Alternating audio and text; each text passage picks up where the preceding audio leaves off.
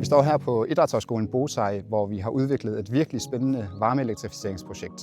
Det bliver bygget her til sommer, og vi tænker at give jer en kort indflyvning og holde jer løbende opdateret på projektets fremgang.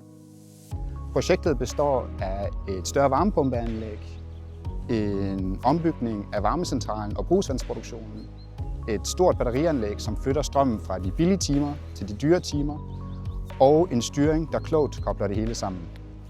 Projektet er udviklet med henblik på størst mulig fleksibilitet, fremtidssikring af varmeforsyningen og en yderligere styrkelse af Bosejs grønne profil. Vi har i en del år efterhånden sådan kravlet lidt i gang til at få opsamlet vores varme og vores vandforsyningsdel, og i den forbindelse har vi så haft fat i varmestrøm for at få struktureret det. Det er primært i forhold til vores varmeinstallation. Vi sideløbende med vores træpillekedler og vores gaskedler flytter størstedelen af vores varmeforbrug over på varmepumper, så det bliver rigtig spændende.